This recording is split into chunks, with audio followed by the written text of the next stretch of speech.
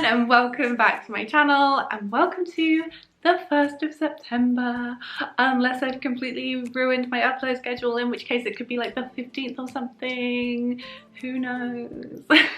September is the month in which I thrive. Happy birthday to all my fellow Virgos out there. Today we're gonna make things really cozy because I am about to decorate for autumn. I've been holding off all of August for this. I hope you realize I am ready to put pumpkins everywhere. So in today's video I've made a few DIY pieces for my sitting room and I'm gonna style them up in the space as well. If you'd like to see some more, please let me know, because I'd quite like to make some for like other areas of the house or just in general, but I don't want it to be overkill.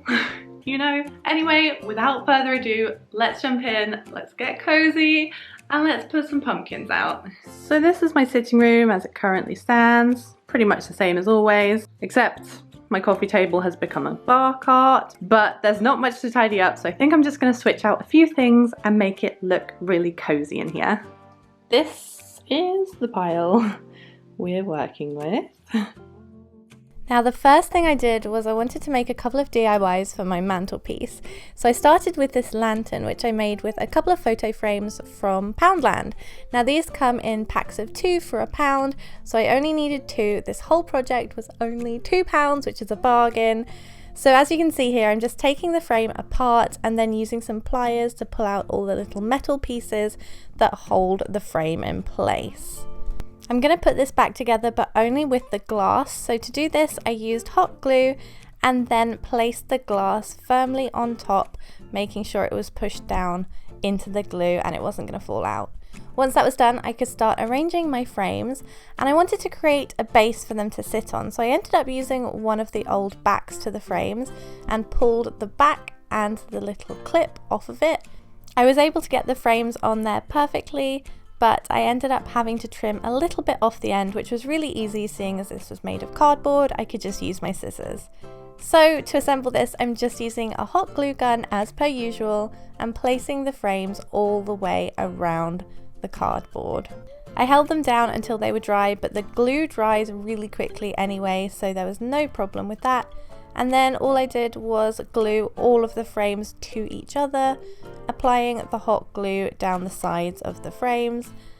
And then this is the final result. So once that was done, I gave my mantle a quick clean and tidy to make sure it was free of dust and debris, including the mirror as well. And I put my bits back on the top of it, including the brand new lantern. Now I am putting a candle in here, but I kind of just wanted to do it for the footage. Please be careful, and I would recommend using a flameless candle for this if you do make it. But this is how it turned out. I wanted to create something for the other side of the mantelpiece too, so I decided to make some plushy pumpkins using a donut holder, hair tie thing, whatever these are called. These were also from Poundland, and a piece of scrap fabric that was actually from a tea towel. Now to assemble this, I actually made this a few years ago. I came up with this idea and it actually worked really well, so I wanted to try and do it again and see if I could make a few different versions. So if you've seen that old video, this might be a bit of a refresh, but for the first one I decided to just try and play around with the fabric, fold it with some pleats and make it look a little bit more rustic and farmhouse and a little bit scruffy, if that makes any sense. So that's what I did with this gingham checked one. Nothing too exciting about this one, but my favorite one was the small one. So I used an old sock that didn't have a partner anymore. Of course you want to use a clean sock for this, and then you just want to cut the end of it off. Once you've done that, you can go ahead and turn the sock inside out, because we're going to roll it through the donut. So pass the piece of fabric through the middle of the hole and just roll it over like so, and then roll the donut over itself until you've covered the whole of the sock, and you should have something that looks a bit like this. It's not quite there yet though, because I wanted to create some curves or grooves that you would kind of see in a normal pumpkin. So I just used some twine, wrapped it around, tied it in a knot really tightly about 3 times, cut the ends, and then twisted the knot to the back of the pumpkin or inside the hole. So as you can see, it's got these little sections going, and I finished that up Went into the garden and cut some branches down because they're free. I didn't have to pay for them, so that was nice. And I cut a few different sizes and stuck them in the top of the pumpkins like so. The burlap one was one that I didn't get quite right. I wanted it to look kind of farmhouse and rustic, but it's just a bit too messy for my liking. So what I decided to do was stack them and put it at the bottom so you couldn't see it. But that worked in my favour because I really quite like them stacked like this. Moving on, it was time to do something with the coffee table. I wanted to create kind of like a focal centerpiece, so I ended up cleaning the entire coffee table first and placing down an IKEA placemat, and then I just kind of used an assortment of pumpkins that I've had over the years and placed them in the middle of the table. I added a candle, and then of course some coasters. Now these are also a DIY. These glass coasters were from Poundland, and so were the tea towels, so this is another £2 DIY. So what I did was I placed the coaster on top of the piece of fabric and cut around it, giving myself a couple of centimetres either side for any mistakes. And then I placed the coaster down just to make sure it was the right size. I spread a really thin layer of Mod Podge all over the top of the coaster. This dries clear, so there's no need to worry. I know it looks a little bit white at the moment, but it will be fine. Once that was done, I placed that firmly on top of the piece of fabric and let it dry. It dries quite quickly, but in the meantime you can spend some time picking the little dots that come on the bottom of the coaster. I'm going to use the bottom as the top of the coaster and have the fabric underneath, but you can put the fabric on top if you'd like. It's just whatever preference you have.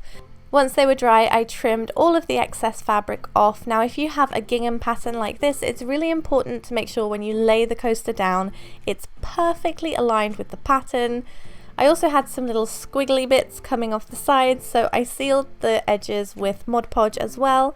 And ta-da! This is the finished result. You can do this with any kind of fabric you want really, and have sets for all of the seasons. Whatever your heart wants, you can make.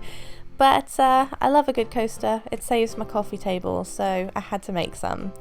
Next, I decided to turn my attention to the couch. I had this throw that I wanted to throw over the couch, but no matter how many times I threw it over and rearranged it, it just didn't fit right. There was something wrong about it, so in the end I decided to try draping it over the whole couch. Now this kind of reminds me of living in a student house and having an ugly couch and putting a throw on it, but I decided I wanted to try it just to give the room something a bit different without having to decorate and to make it feel really cozy. And you know what? I quite like it. I'll probably take it down and rearrange it at some point soon, but it definitely feels really comfy to sit on and snuggle up in. But with that couch overhauled, the other one was looking a little bit sad, so I decided to make a DIY especially for the other couch. To do this, I used a leftover piece of tea towel, once again from Poundland, and I cut a strip of fabric from the top of it.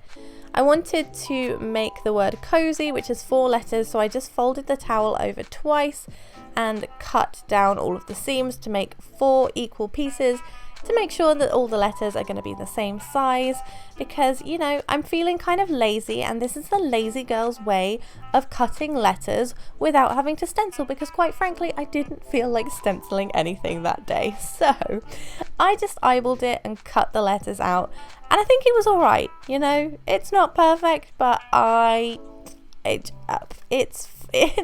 fine. It's just anyway. Moving on, I applied all the letters to the front of the pillowcase. I'm using a cheapo IKEA pillowcase, and just to adhere them to place really quickly, I used a tiny bit of Mod Podge before running this through my sewing machine, just to make sure that all of the pieces weren't gonna move around, because I felt like if I put pins in it, they'd only end up poking me and all the bits and bobs would move around. So once that was done, I threw it under my sewing machine and I adjusted the stitch to make it quite a wide zigzag stitch. This was to stop the letters from fraying around the edges, and it worked pretty well. And with that being done, this is how it turned out. I think it works really well with all my other decor. It's nice and neutral, and I feel like it could go maybe with some Christmas decorations as well. Who knows? Now, with the couch done, it was time to light some candles and make the room itself feel really cozy as well. And I had one more really simple project up my sleeve. I took this IKEA vase or jar, giant glass jar, whatever this is, and I just ended up filling it with a few of my old pumpkins from last year's DIY fall autumn video. And yeah, it's really simple to do. I'll try and link that video down below as well. This sign was also from that video. I like to keep all of my old DIYs, the seasonal ones at least, because I think they're nice to bring out once a year. Anyway, this is how the room turned out. It's not a huge difference, but it definitely feels like autumn has arrived. I actually had a friend come over that day and she was like, oh, it smells like autumn in here. So I think it's safe to say that my job here is well and truly done. So that's it for today's video. I feel like my sitting room feels very autumnal. If you'd like to see some more autumn videos, let me know in the comments below. And with all of that being said, happy September, and I'll see you very soon. Bye!